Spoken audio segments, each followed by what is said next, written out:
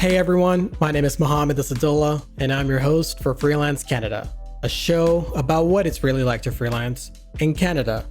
Each week, I interview Canadian freelancers and industry experts as they get candid about the ever challenging, always exciting, and sometimes hilarious aspects of freelancing. November is Financial Literacy Month in Canada. Throughout the month, organizations from across the country are encouraged to share resources that can help Canadians make better decisions about their finances. To celebrate Financial Literacy Month, all of our episodes in November will explore financial topics that can enable Canadian freelancers to build a better relationship with money. As you reflect on your finances this month, please send us your questions on Twitter and Instagram at BetterWithBenji. We'd love to hear from you. On the show today, I'm going to talk to Jackie Porter. Jackie is an award-winning financial planner, best-selling author, and a public speaker who has helped thousands of clients grow their net worth, build a fortress around their finances, and keep more of their money in their pocket.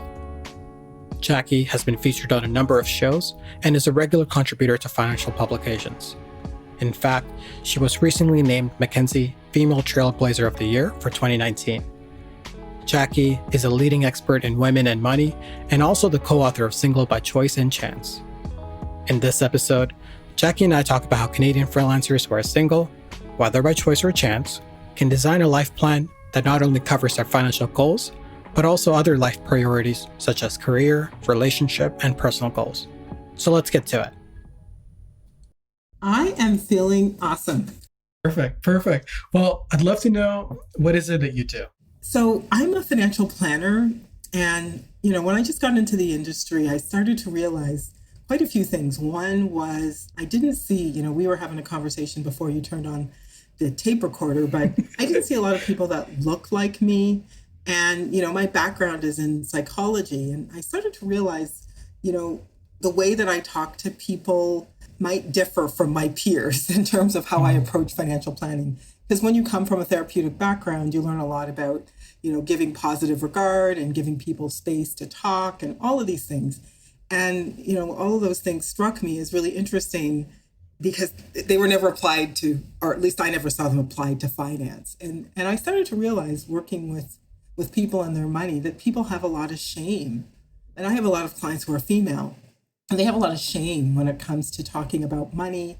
And because money is something we all need to learn about, and, my passion is getting people to lean into money, I started to call myself a confidant, like a financial confidant, because I think that's a more accurate description of what I do. I help people to kind of come to terms with their money truths and really try to help to empower them around their money. And so I feel like that's a much more fitting description of what I do rather than just a financial planner. Absolutely, I help people plan. But before they can plan, they have to feel first and foremost confident in me and what I do as a financial planner. So, I have to have credentials.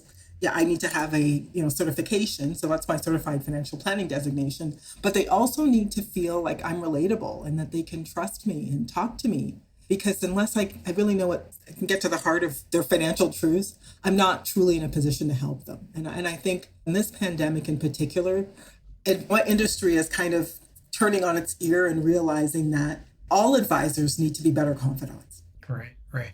And you've been in the financial industry for about 22 years. Do I have that right? I got to update my bio. It's actually 24, but it makes me feel old to say that out loud. But thank you for reminding me.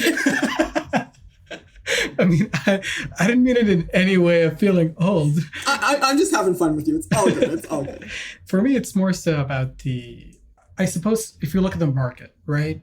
And we talk about compounding interest being the eighth wonder of the world. I feel the same can also be applied to human knowledge and the industry that we're in and the amount of time we put in and the things that we learn and develop over time. I feel they also have a compounding effect that a lot of times we don't think about. So when I bring up the 22, 24 years, for me, that's where I'm thinking where you've been in this industry now for well over 2 decades now.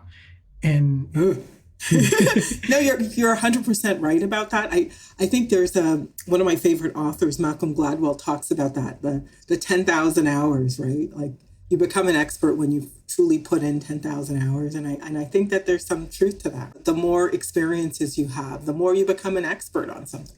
Right. And what was that I guess, moment that led you to go from being in psychology to in finance? How did that transition happen? Well, there's a few things. One is, like most people, I didn't come from a household where I learned a lot about finance. My mother was a single mom, and she was a very proud immigrant who was really proud about working really hard. And so I've said this in past interviews, but growing up in the 70s, and since you've kind of outed my age when you do the math, I watched my mother, not really watched. I participated in a lot of the side hustles that my mother had and her full-time job. So whatever she was involved in, I kind of was involved in as well. So she kind of taught me how to work hard. And another thing she taught me was never rely on a man, have your own money. And by the time I was 7, she was drilling that into my head. And so I learned a lot about really working hard and talking about the 10,000 hours. My mother was really instrumental in making me the resilient person that I am, because unfortunately, when I was around the age of 16, my mother passed away. So I've been on my own since I was about 16. I've had to do a lot of adult things early around money and life. And truthfully, that has contributed into me being a very resilient person. So I kind of went on that path, got my psychology degree. I decided I wanted to be a psychologist or a journalist. I wasn't sure which one. And pursued that in university, got my first full-time job, then got transitioned from my first full-time job. And one of my friends, actually, that I lived with during my teens and 20s, referred me to my very first financial planner. And that person was also instrumental in my life because, unlike my mom, who talked about me working hard, this individual talked to me about money working hard. And I have to tell you, by that time, so I was 16, so I was probably around 26, 27 when I entered the financial industry. So I was already really tired. I was looking forward to retirement. And so for me, the opportunity to learn about my money working hard, that was like something that was really game changing for me. It was the very first money conversation I ever had with anyone. And as she was talking to me about it, I just truthfully, and I know this sounds probably corny to your viewers, but it was true. It's like the heavens opened up and I kind of went, this is what I'm supposed to be doing. Because I really wished I had more of these kinds of conversations. And it led me to get all of my licenses. I asked her, how can I get into this industry? Because I need to learn everything I can about money for myself, because I desperately wanted financial security. And I was a really good saver, but I certainly had no idea how to make money work for me. So after that, I really spent the next 3 or 4 years learning everything I could. Over time, I built my 7-figure net worth. And then I kind of wanted to impart that information into other women, into other people, because I realized the difference it made in my life. And you know what? I wanted the opportunity to make a difference in other people's lives as well. This person that changed your mind around money and perhaps working hard versus, I don't want to say working smart, but essentially delegating the work to your money, I suppose. That's it. Because I love that concept. And that's a Robert Kiyosaki concept around turning money into your employees, right? And making your money work as hard as you do. And I just love that idea. That excited me. Right. And I suppose, what are maybe some of the concepts or some of those things that are having your money work for you? At least maybe a few that come to your mind.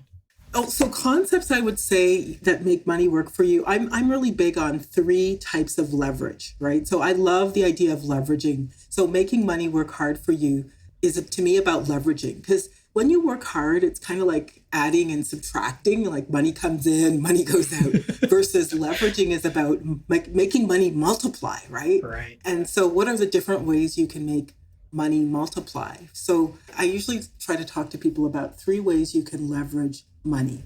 You can leverage your tax bracket, right? So if you're someone who pays taxes, do you know that for doing things like investing in RSPs, for example, you can get money back on the money that you're already going to, invest.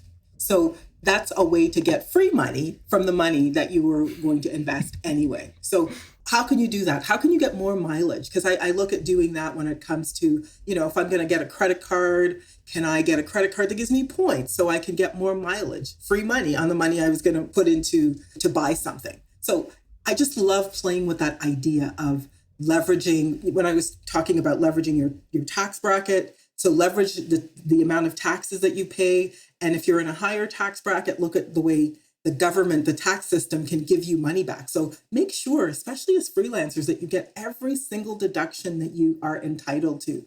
And then the second way, like I was talking about, is leveraging your money to make money for you. So that's that concept of, can I use a points card and use that points card to give me more money back, right? So how can I, again, let the money I have get leverage to make money for me? So that could be points cards. It could be points cards for travel. There's a really good site called greedyrates.com that you can check out all the different points cards out there. That could be travel, or it could be, places where you shop. So you get the most money back on your money. Get more mileage, like your money work harder.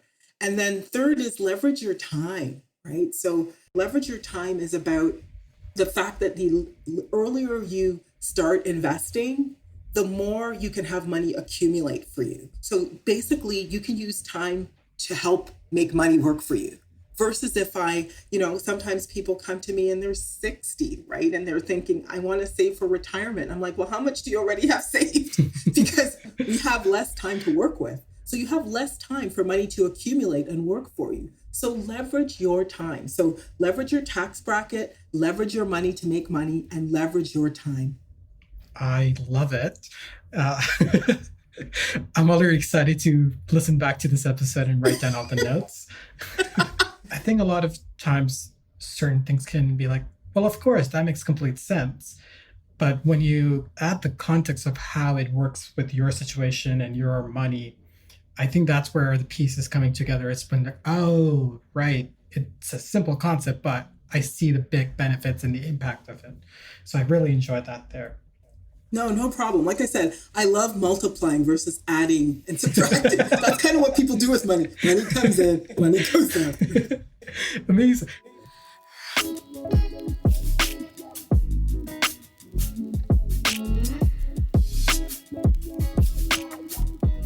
Keeping on track of money and keeping on top of getting into this idea of leveraging, getting into this idea of multiplying, getting into this idea of make your money work for you. I know you also focus quite a bit on the concept of people who are single, whether it's by chance or by choice. And you That's also right. wrote a book with Jill O'Donnell. Yes, she's one of my mentors, actually. Yes. And we wrote a book around single women. And, it's funny, at the time, there wasn't even one book in the library about single women. So it's actually exciting. I think there might be 10 at this point about single women. So, hey, this is a win as far as I'm concerned. But what I was going to say, I think you had asked me about how can single women build their fortune.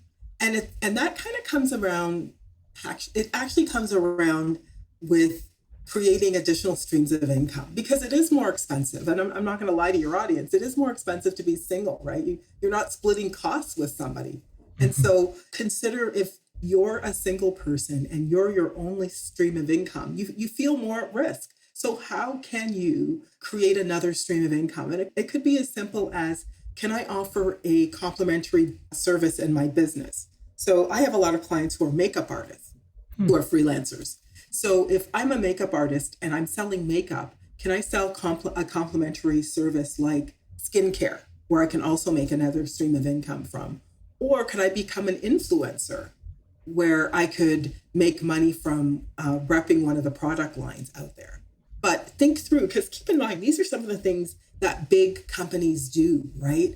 They actually look at buying other business to create another stream of income for that. And they're much more resilient than one person, right? So how can you, as one person, create another stream of income? I'm somebody who also believes in creating an income stream from my investments, like real estate. So I purchase properties that create another income stream for me to help me have an additional income streams in retirement. But the other thing your audience should know is keep in mind that the average millionaire has 5 to 7 streams of income. So how many streams of income can you build to make yourself as a single person more financially resilient? Especially when we're talking about the pandemic, that if you had one single stream of income from your business and then all of a sudden that stopped, it made you much more vulnerable. I think you've touched on something here that I know can be hard for people to grasp at first, but once that concept sort of clicks, it just sort of becomes way of life. And for example, you'll have freelancers who believe, to your point of addition and subtraction, where it's like, I work this many hours, I get paid this much, where you're challenging them to think through what are other ways or what are additional ways that you can actually start multiplying now. That's exactly right. And I guess as we think about this a little bit more, what could be some examples of different revenue streams that you've seen work well in practice? You've mentioned real estate for one, complementary products for another, or services, should I say. Right. What are some top of mind for you? Even side hustles, right? Like maybe it could be something that has nothing to do with your day job, right? It could be, and I'm definitely not speaking about myself for the people who know me out there. So don't come back to me for this one. But, I know some people who are fantastic bakers, fantastic caterers, cooks, and they'll post these beautiful pictures of things that they've made online. As a result of that, they started another stream of income. So they do catering on the side, even though they have a full-time gig. Right? So that could be something that you do. Like it could be something that you do for free, like something you're passionate about, right? That could create another stream of income for you. Right. So for some people, it's baking. Or I have this other company that now is a 7-figure business, but they did all of these sort of, I want to say resiliency cards, but they're not really, they're like, they're kind of like the, what does she call it? Like the good news card. So she's been sending people throughout, even before the pandemic. She's like, we need some good news. So she's been sending people little messages of good news, of, something about staying healthy, being Zen, that kind of thing. And that's actually taken off as another business for her that's turning into a 7-figure business. Right. I mean, it's funny we're talking about this because I woke up 2 days ago with essentially my mind just racing for ideas on passive income. And I've listed 50 different things that freelancers can do to, start generating passive revenue. So perhaps, hopefully I can write this out by the time this episode comes. No, that would be great. Because I think the idea is to don't be vacant of ideas. Think of as many ideas as possible. And I would probably say, if you're doing your freelance work, think about what your passion is. If you have other passions and how you could potentially turn those other passions into a stream of income. Like I know I've interviewed, I do an Instagram live at 5 every Wednesday.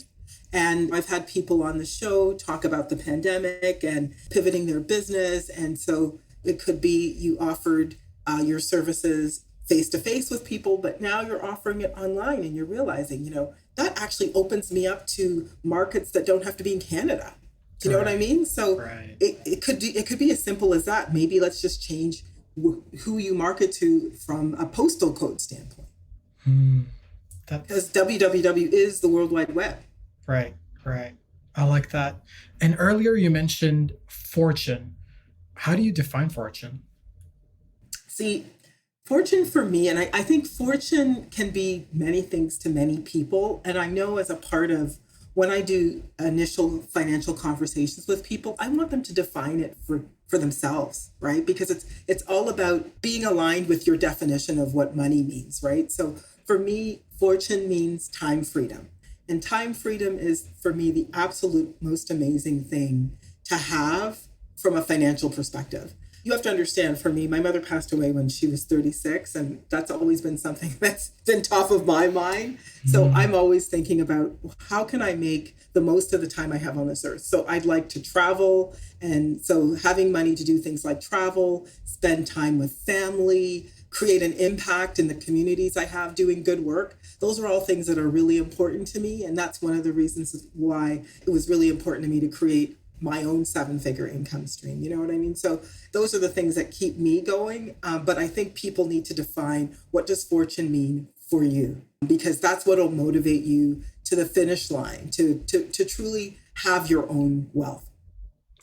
So, given that it is subjective, and 100% agree with that, I'd love to understand, what are some misconceptions freelancers, and especially single freelancers, have about building a financial fortune themselves? I think that goes to, I think a lot of times when I've met with freelancers, I have a number of clients who are freelancers, and I have to say, and if this doesn't apply to you, please don't feel like I'm putting this on you unless it applies. But what I've seen, unfortunately, is a number of freelancers who come to me and their finances are, they haven't done their taxes in many years. They're behind on their bookkeeping. They might owe HST. And so what that suggests to me is they're putting off dealing with their money. They're putting off dealing with their finances. And a part of it could be that they're just afraid of dealing with their money. They're afraid of having that financial conversation with themselves that we all have to have, FYI, or they feel like they have time and they can deal with it later. And as I had said earlier, one of the things that we have a limited amount, a finite amount of is time.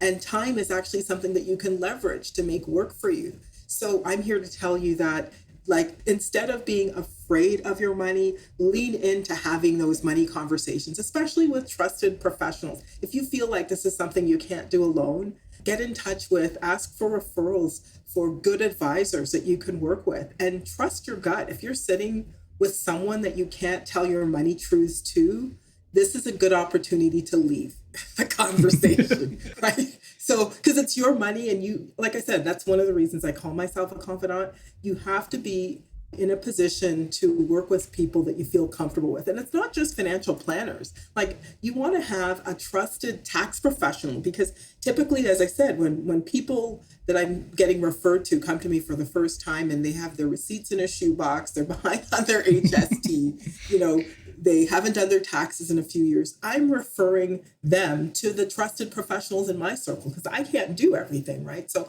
I have tax professionals that I can put them in touch with and get them organized. And then I'm like, come back to me once you've done that, so that we can do the work that we can do here, in terms of the financial planning work.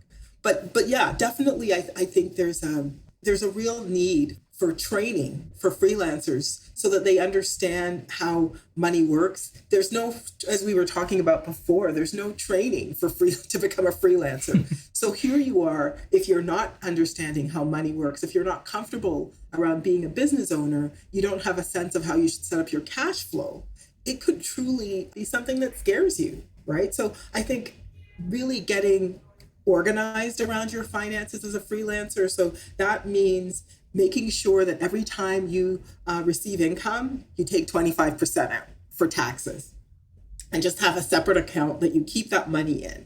Understanding where your money goes, like your needs and your wants. So having a spending plan for your money, right? So I think what I've seen as well is freelancers tend to go into the feast and famine route, depending on what's coming in.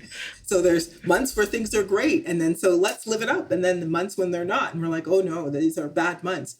Instead of doing that, why not have a plan for what you need to spend this year? And then anything extra that comes in goes to a separate account after you take the 25% out for taxes. The rest goes in a separate account that helps you on those months where you don't have the full amount that you need to for your spending plan to live. And then at the end of the year, depending on what's in that second, like, let's call that account your fortress account. So what's in your fortress account to pay the bills when you don't have all the money, you look at and you say, okay, what do I have left over? What do I need to put back into the business next year? Can I give myself a little bit of a bonus to, do things like take vacation, some of my wants, not my needs, but some of my wants, and then organize yourself accordingly. I think when you're a freelancer, consider yourself just a business, right? Because keep in mind, corporations kind of run themselves that way. They're on a salary all year, and then at the end of the year, they look at their entire income, and then they pay a bonus out based on what's left, right? So you kind of want to have that apply that same mentality to your income. But the key thing, I think, a single freelancer or a freelancer that needs to think about is getting financially organized, because it will create so much relief in terms of planning and freedom, peace of mind in terms of planning for the future.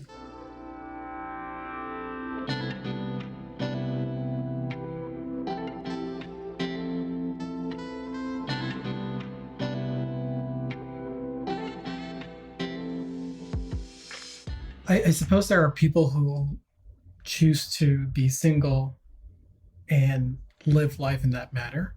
But of course, there are also people that end up being single as a result of a divorce or somebody passing away or some other means. And that's where I feel the unexpectedness that can also affect you, right? So let's say I'm now thinking about my future and whether I'm single or whether I'm with a partner, but I still want to plan my future in a way that should I end up single, I have my fortune that we talked about planned for me.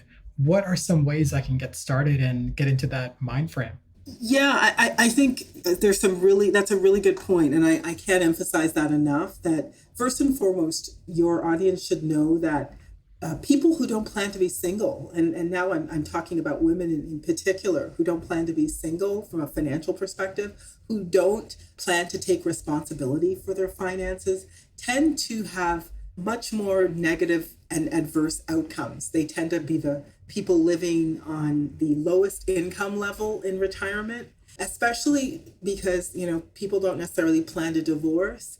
But unfortunately, what the research is showing is the fastest rising group of divorcees are actually seniors.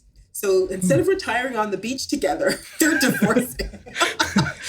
The average age of a widow, and this was something that shocked me when I wrote the book, is the age 56. So I think if you're someone who is thinking, as a single person, what can I do to make sure that I'm okay if, as I get older, consider that you live 4 years longer than men if you're a woman out there.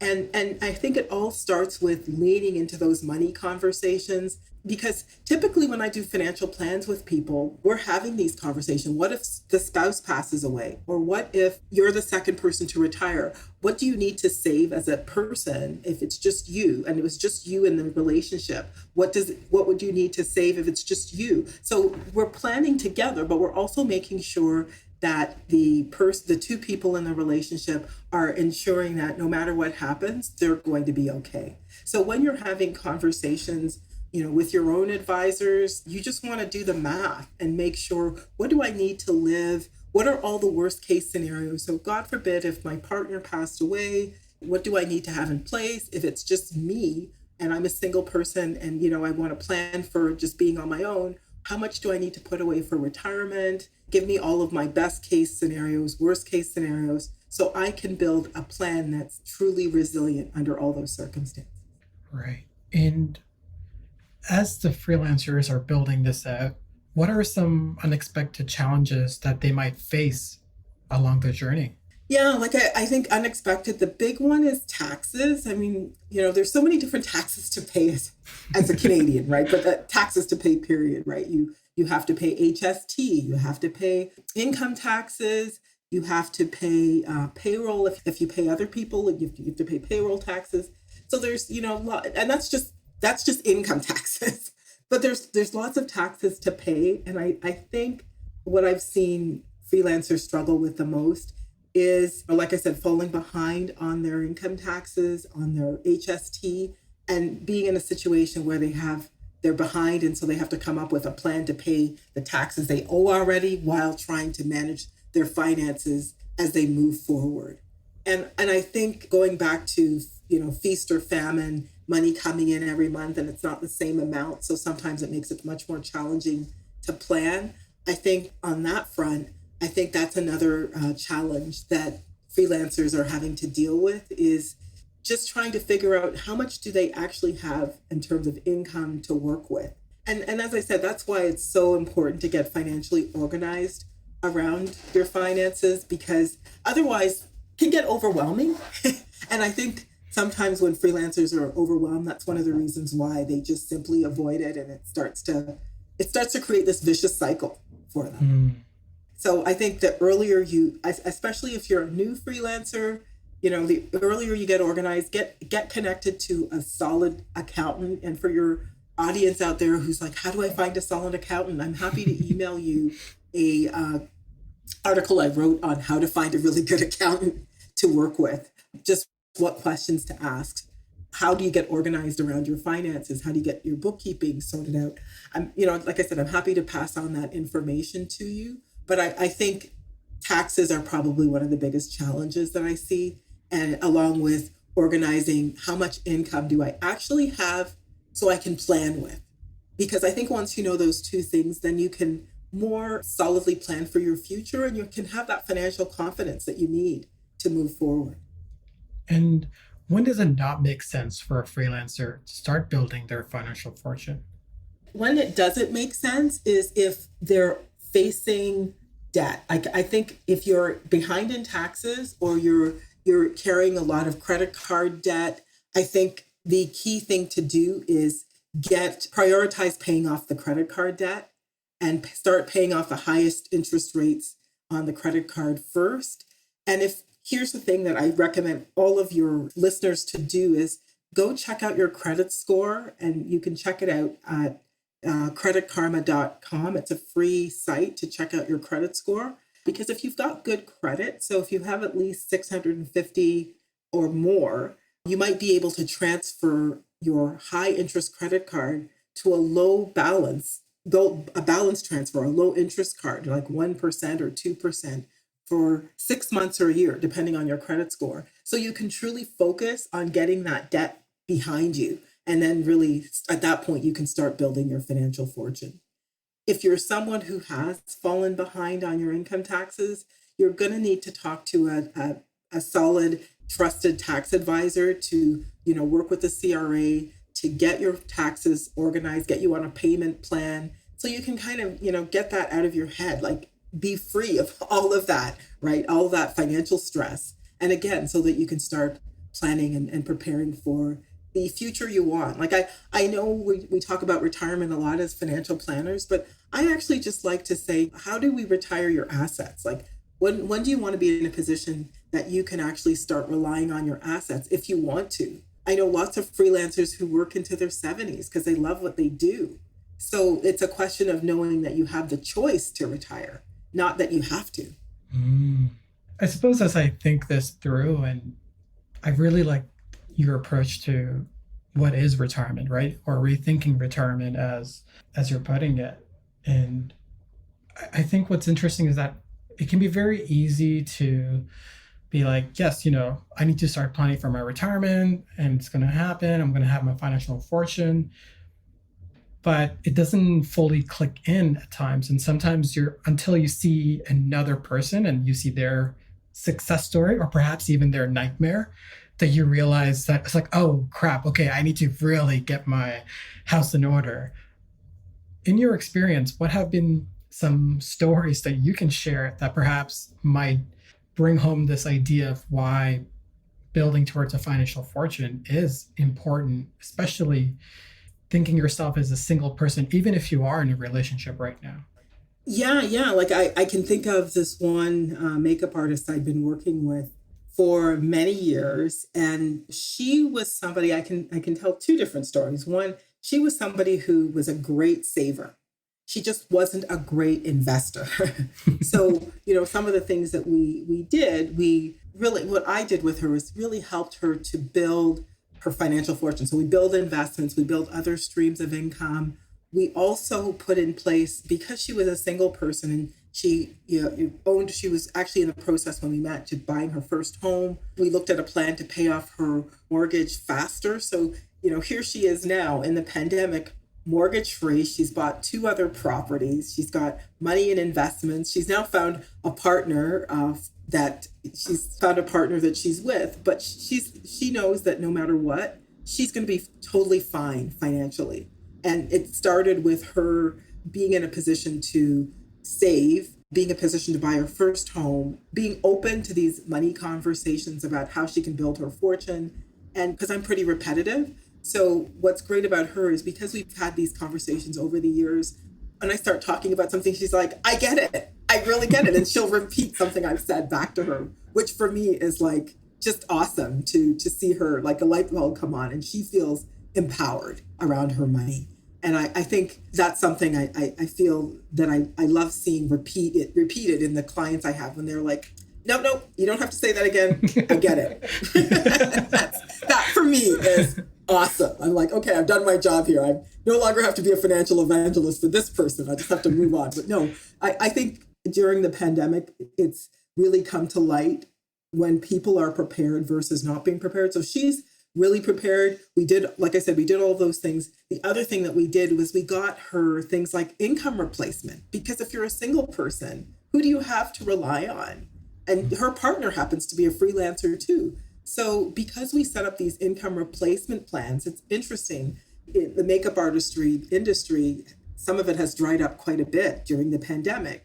And you know what unfortunately happened to her, she broke both her ankles during the pandemic. My goodness. But we took out this disability like injury only plan 10 years ago. So even though she doesn't have as much income now, when we bought the plan 10 years ago, she was making much better income. So they don't ask her for new financials now. They pay her based on what she showed as financials then. So she's been receiving that income during the pandemic. So it's like a good news, bad news that she broke her ankle. Forgive me if you're listening to this, because she's getting the income, right? So that's the beauty of it all. She got the income. She didn't get the amount that she, earned. She got the amount she needed to pay her bills. And that's all she needed. So it was perfect. So, well, that's the kind of thing I mean. Like nobody ever expects to like break their ankles, right? Or get injured. Never mind during a pandemic when your income has dwindled because the industry is currently changing, right? So that's really, to me, the important reason you need a plan, especially as a single person, because you never know what's going to come around the corner. And so, my job when I work with clients is to help them to anticipate, to plan, to look forward to the best case scenarios, but to also anticipate and plan for the worst case scenarios. I love it. I have two more questions around this, around the things you've said. So first one, let's talk and understand what income replacement plan is, or at least in your context. Is it more so getting insurance or? Yeah, it's income replacement is if you're injured or ill, the plan will pay out an income for you. And, we're talking about different income streams. That's an income stream if you're sick, right? So if you're sick or injured, who pays the bills, right? So what do you have in place? Excuse me. And freelancers are notoriously underinsured, especially, even if you're in a relationship, you probably have responsibilities, financial responsibilities to your household.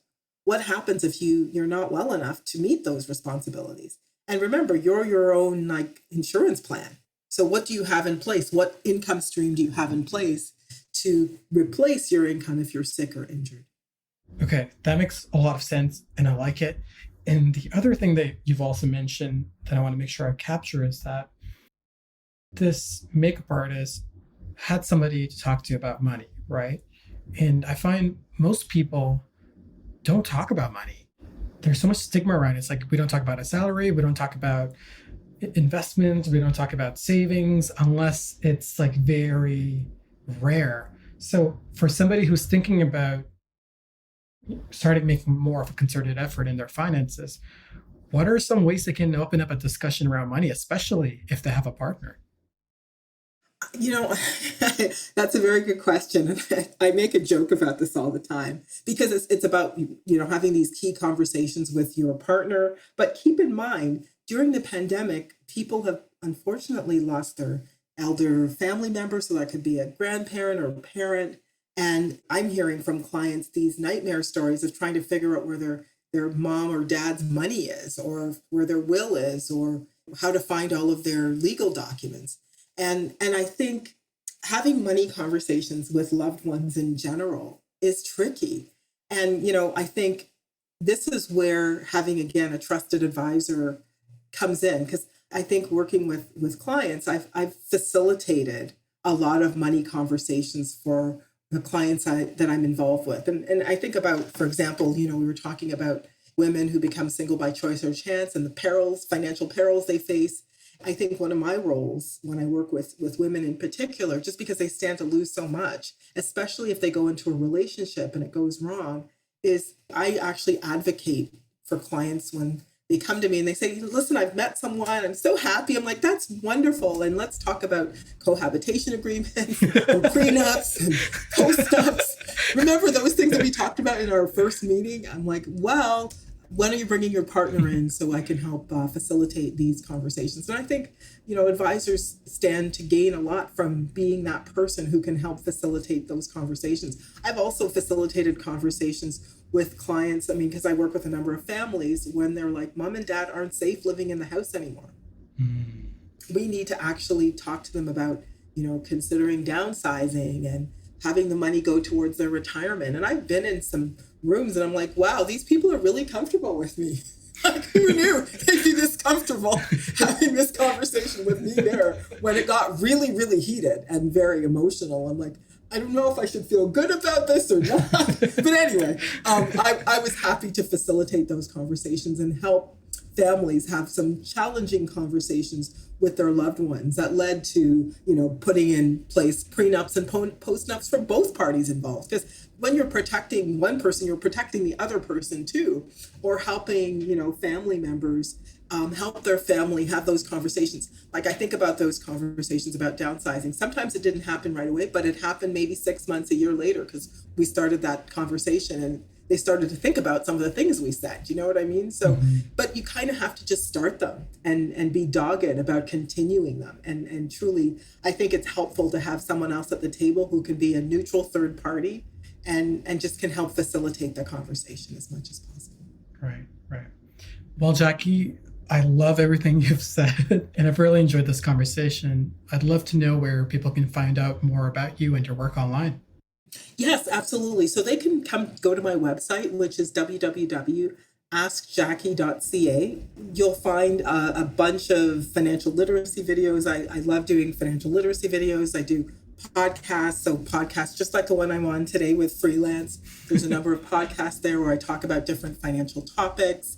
I also have a quiz for those of you out there who want to find out what's your financial IQ. We have a financial IQ quiz on the website so you can take the test.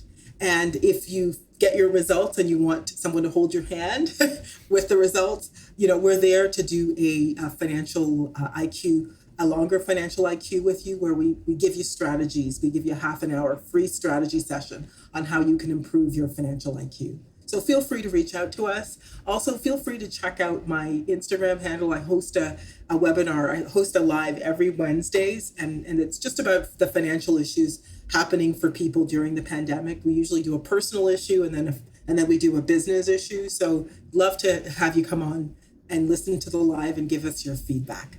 Awesome. Well, thank you so much, Jackie. I really appreciate this opportunity to learn from you. Wonderful. It was a pleasure talking with you. Well, that's our show for today. If you liked Freelance Canada, then be sure to subscribe to our newsletter by visiting freelancecanada.fm. You'll get access to all of my personal notes, as well as book recommendations about the topics discussed in the episode. Now, you will not find any of this on our website, so be sure to subscribe if you don't want to miss out. As with most podcasts, you can listen to every episode through Apple Podcasts or wherever you get your podcasts. It would mean a lot if you could leave us a 5-star review. It would mean even more if you shared our podcast with another freelancer so it can help them in their journey too. Finally, if you're tired of leaving money on the table because you don't know which of your expenses you can write off, then sign up for Benji. You can start your 90-day free trial by visiting betterwithbenji.com, because freelance life is better with Benji. Thanks for listening.